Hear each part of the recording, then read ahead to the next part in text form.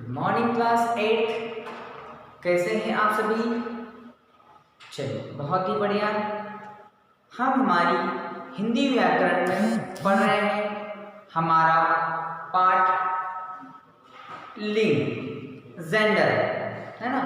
अभी तक हम इस चैप्टर में पढ़ चुके हैं लिंग की परिभाषा, लिंग के प्रकार और कुछ उदाहरण भी हम पढ़ चुके हैं। क्योंकि यह पाठ बहुत ही महत्वपूर्ण है, हमारी हर एग्जाम में, हर परीक्षाओं में इस पाठ से सवाल पूछे जाते हैं और पूछे जाएंगे, तो यह समझना बहुत ही ज़रूरी है ना। और साथ ही आज हम पढ़ने वाले हैं पुल्लिंग शब्दों से स्त्रीलिंग शब्द कैसे बनाएं और स्त्रीलिंग शब्दों से पुल्लिंग शब्द कैसे बनाएं। लिंग बदलने के कुछ नियम होते हैं, उन नियमों को आज हम समझेंगे और पढ़ेंगे।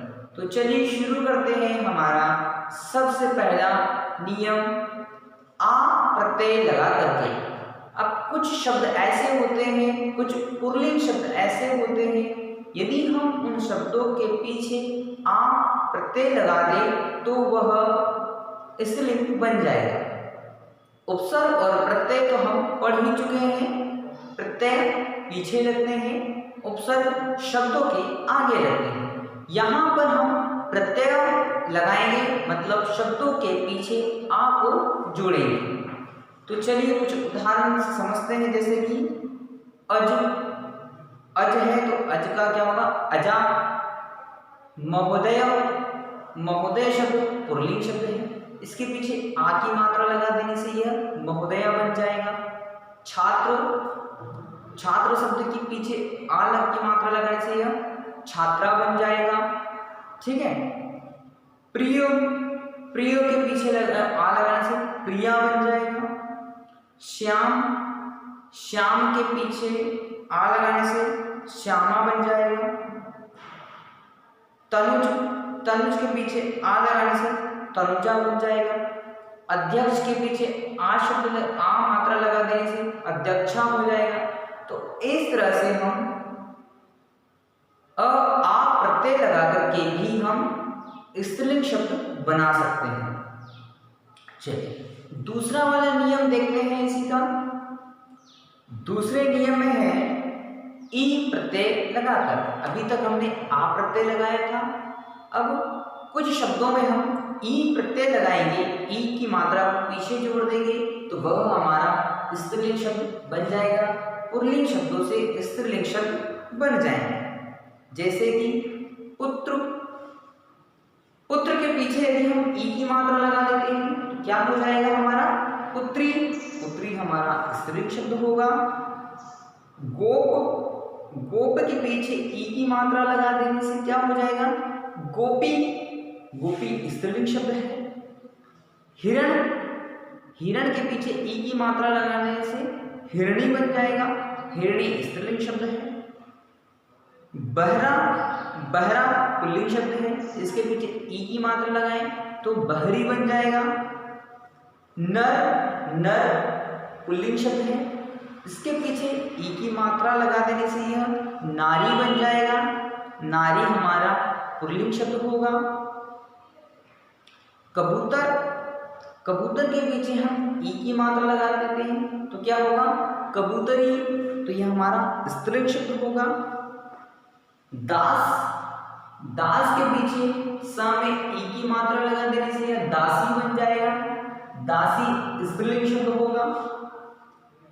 देव, देव के पीछे ई की मात्रा लगा देने से यह बन जाएगा देवी, तो देवी हमारा होगा स्त्रीलिंग शब्द। इस तरह से हम कुछ शब्दों में ई की मात्रा लगाएंगे तो वह हमारे स्त्रीलिंग शब्द बन जाएंगे, है ना। तो यह हमारा दूसरा नियम था, जिसमें हम ई की मात्रा लगा करके, ई की मात्रा प्रत्यय के रूप में लगा करके हम पुल्लिंग शब्दों को स्त्रीलिंग शब्दों में बदल सकते हैं। हम उनके लिंग को बहुत ही आसानी से बदल सकते हैं और समझ भी सकते हैं। चलिए तीसरा नियम हम पढ़ते हैं इसी का। तीसरा नियम है इन प्रत्यय लगा करके, है ना। अभी तक हमने देखा था आ प्रत्यय, ई प्रत्यय। अब देखेंगे इन, छोटी ई और न, इन प्रत्यय लगा करके हम स्त्रीलिंग शब्द बना सकते हैं। जैसे कि कुछ उदाहरणों से हम समझते हैं। पुजारी, पुजारी शब्द में हम इन प्रत्यय लगाएंगे तो क्या बनेगा? पुजारिन। पुजारी में हम इन प्रत्यय लगाएंगे तो हमारा बनेगा पुजारिन। क्या बनेगा? पुजारिन। नाई, नाई में इन प्रत्यय लगाने से नाइन बनेगा, ना इन। दर्जी, दर्जी में इन प्रत्यय लगाने से दर्जिन शब्द बनेगा, और दर्जिन जो है वो स्त्रीलिंग शब्द है। दर्जी की पत्नी को दर्जिन कहते हैं।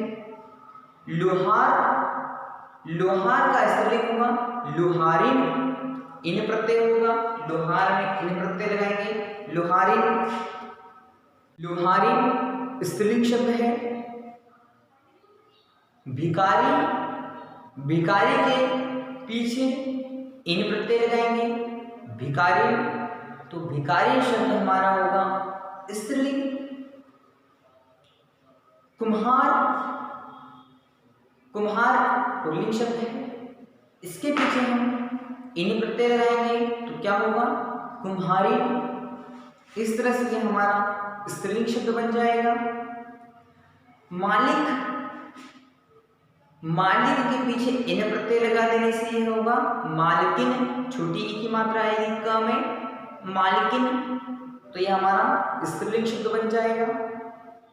पड़ोसी, पड़ोसी में पड़ोसिन हो जाएगा इन प्रत्यय लगा देने से पड़ोसिन, तो यह हमारा स्त्रीलिंग शब्द बनेगा। सुनार, सुनार में इन प्रत्यय लगा देने से सुनारिन शब्द बन जाएगा। ठीक है। माली, माली में इन प्रत्यय लगा देने से मालिन्य शब्द बन जाता है। इस तरह से यह भी स्त्रीलिंग शब्द बन जाएगा। ठीक है। चलिए अगला और चौथा नियम पढ़ते हैं। अभी तक हम इसके 3 नियम पढ़ चुके हैं। 3 नियम कौन कौन से पढ़े हैं हमने? आ प्रत्यय लगा करके, ई प्रत्यय लगा करके और इन प्रत्यय लगा करके हम पुल्लिंग शब्दों को स्त्रीलिंग शब्दों में बदल सकते हैं। तो ध्यान यह देना है कि प्रत्यय शब्द पीछे ही लगेंगे। मूल शब्द जो भी होगा उसके पीछे हम प्रत्यय शब्द जोड़ देंगे तो वह हमारा स्त्रीलिंग शब्द हो जाएगा। पुल्लिंग शब्दों में प्रत्यय शब्द लगाएंगे जिससे वे हमारे स्त्रीलिंग शब्द बन जाएंगे, और यदि स्त्रीलिंग शब्दों में प्रत्यय पहले से लगेंगे तो हम उनमें से प्रत्यय शब्द को हटा लेंगे तो वह हमारा पुल्लिंग शब्द बन जाएगा। इस तरह से हम पुल्लिंग को स्त्रीलिंग में, स्त्रीलिंग को पुल्लिंग में बदल सकते हैं। अभी तक हम 3 नियम पढ़ चुके हैं। अभी हम चौथा नियम पढ़ रहे हैं। चौथा नियम है हमारा इका प्रत्यय लगाकर। इका को प्रत्यय के रूप में मानेंगे और उसका शब्द जोड़ेंगे। जैसे अध्यापक, अब अध्यापक में इका जोड़ेंगे तो क्या बनेगा? अध्यापिका। क्या होगा? अध्यापिका। अध्यापिका स्त्रीलिंग शब्द होगा। लेखक, लेखक में इका शब्द जोड़ेंगे तो क्या होगा? लेखिका। लेखिका हमारा होगा स्त्रीलिंग शब्द। नायक, नायक में इका शब्द जोड़ेंगे तो क्या होगा? नायिका। यह हमारा स्त्रीलिंग शब्द बन गया। शासक, शासक में ई शब्द जोड़ेंगे तो शासिका। शासिका स्त्रीलिंग शब्द होगा। सेवक, सेवक में स्त्रीलिंग, सेवक में इका शब्द जोड़ेंगे तो वह हमारा बनेगा सेविका।